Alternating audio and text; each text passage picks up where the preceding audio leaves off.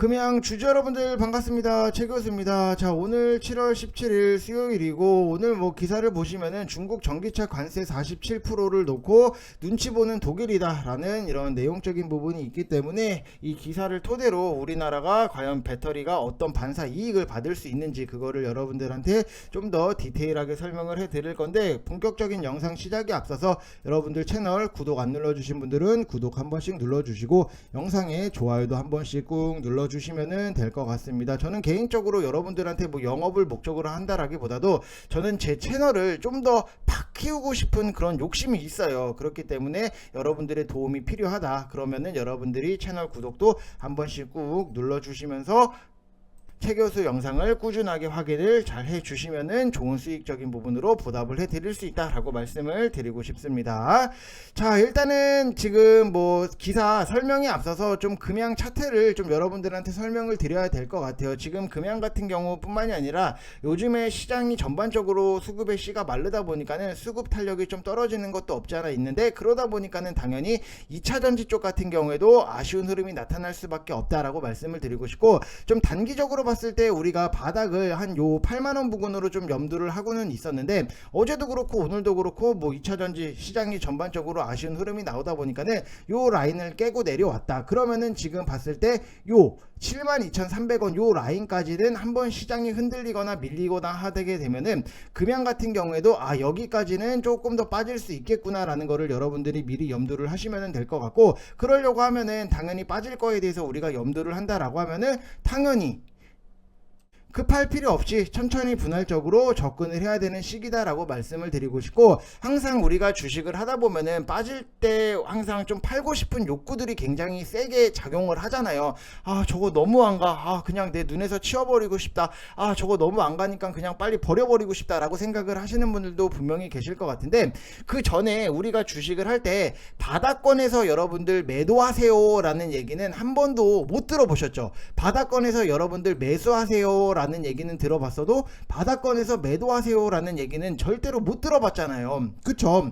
그러면은 지금 금양 같은 경우에도 RSI 지표가 33.84예요 지금. 그렇기 때문에 완전히 바닥권 부근까지 내려왔다. 보통 RSI 지표가 SI 지표가 30 이하로 내려오면은 이거는 진짜 바닥이다 라고 생각을 하는데, 지금 위치 자체가 33.38이에요. 그렇기 때문에 완전히 바닥권까지 내려와 있는 상황에서 우리가 굳이 이런 것들에 대해서 매도로 대응을 할 필요는 없다라고 생각을 하시면 될 것 같아요. 그래서 지금은 오히려 성장성이 담보가 되어 있기 때문에 여러분들이 그냥 편안하게 좀 바닥권이기 때문에 좀 시간이 걸릴 수도 있겠구나, 이 정도를 염두를 하시면서 끌고 가셔도 무방하다라고 말씀을 드리고 싶고, 또 금양 같은 경우에는 내가 보유를 하고 있지 않다라고 하시는 분들은 좀 슬금슬금 매수를 하셔도 무방하다라고 생각을 해주시면 될 것 같아요. 왜냐면은 지금 4695 배터리가 너무나도 좀 완성차 업체들이 좀 탐낼 만한 그런 기술을 갖고 있기 때문에, 배터리를 갖고 있고 만들어냈기 때문에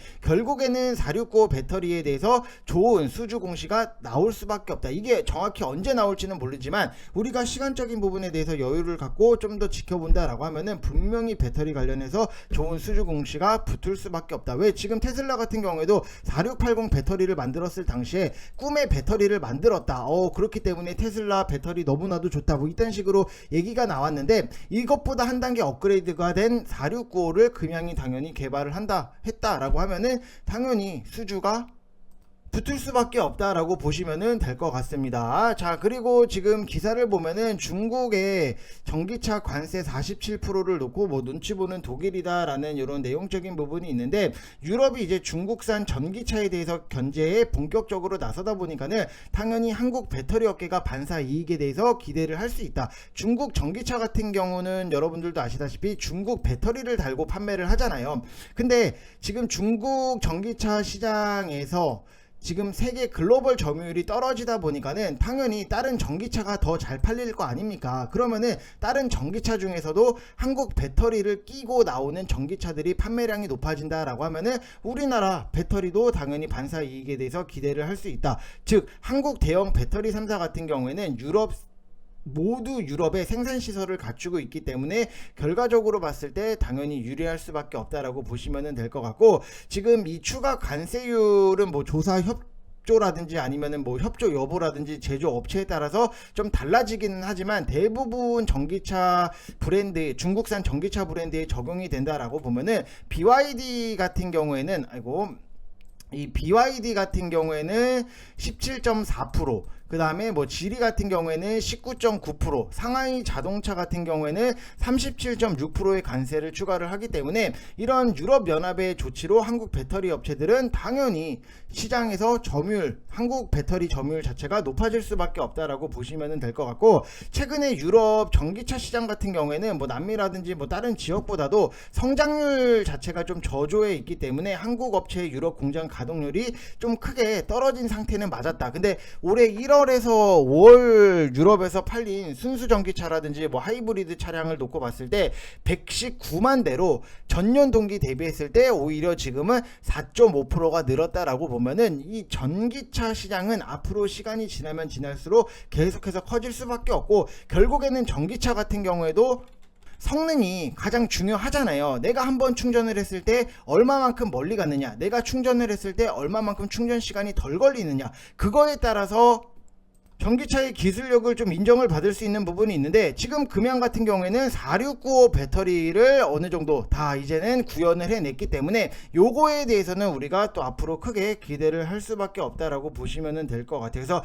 유럽 내 최대 시장으로 꼽히는 지금 독일 같은 경우에도 지난해 초부터 전기차 보조금 지원 대상을 축소를 했고, 작년 말에는 보조금 지원을 1년가량 조기 종료한 영향 때문에 뭐 안 팔렸던 것도 사실이기는 하지만, 결국에는 이제 앞으로 중국 전기차 점유율이 글로벌 점유율에서 점점 더 이런 식으로 관세를 매기다 보니까는 하락이 나온다라고 하면은 그 자리를 한국의 배터리가 탑재가 된 전기차들이 메꿀 수밖에 없다라고 보시면 될 것 같아요. 그래서 지금은 우리가 뭐 어찌됐든지 간에 2차 전지가 뭐 하락이 뭐 작년부터 시작을 해가지고 너무 깊이 나와서 너무 짜증난다 라고 생각을 하실 수는 있지만, 결국에는 우리나라 미래 산업을 책임질 수 있는 게 바로 2차 전지이기 때문에 여러분들이 조금만 여유롭게 2차 전지가 어떻게 성장을 하는지 그거를 좀 확인을 하시면서 좀 끌고 가시는 게 좋다라고 말씀을 드리고 싶습니다.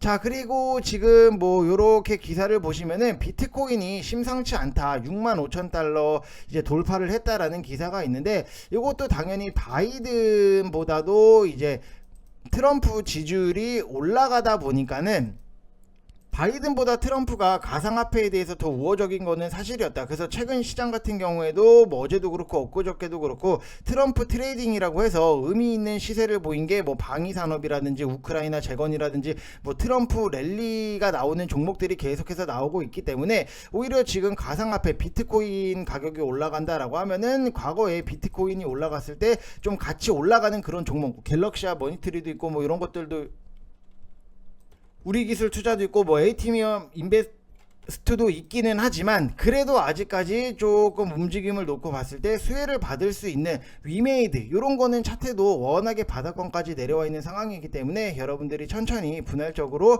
매집을 하셔도 무방하다라고 말씀을 드리고 싶어요. 그래서 저는 일단은 바닥권에 있기 때문에 이 바닥권에서부터 매집을 잘 한 다음에 올라오는 속도를 보면서 좀 여러분들한테 어디서 좀 파세요. 제가 지금 잡고 있는 목표가는 7만원, 요 라인까지는 요렇게 보면은 목표가 자체를 요렇게까지는 잡아놓고는 있어요. 그래서 좀 올라오는 속도에 따라서 얼마나 목표가가 더 올라갈지는 모르겠지만, 일단은 완전히 바닥권, 지금 보시면은 아시겠지만 요런 식으로 내려온 다음에 확실하게 기간 조정에 들어갔고, 지금은 뭐 기간 조정의 끝물이라고 볼 수 있는 기간들의 좀 연속적인 매수가 눈에 띄는 점이 있다라고 하면은, 이런 거는 여러분들이 급하지 않게 좀 천천히 바닥권에서 분할적으로 접근을 하시면 될 것 같아요. 항상 바닥권에 있는 종목들의 단점 중에 하나가 지루해질 수 있다라는 단점이 있기는 하지만, 좀 결국에는 뭐 지루하다라고 하더라도 나중에 우리가 또 큰 수익을 만들어내게 되면은 그 언제 지루했냐라는 듯이 또 좋은 그런 만족도를 나타낼 수 있기 때문에, 이런 거는 지루하다라고 해서 여러분들이 지겹다라고 생각을 한다라기보다도 그냥 안정적인 거를 내가 좀 더 여유롭게 끌고 간다라고 생각을 하시면서 천천히 분할적으로 접근을 해 주시면 될 것 같습니다. 자, 이번 영상 여기서 마치겠습니다. 감사합니다.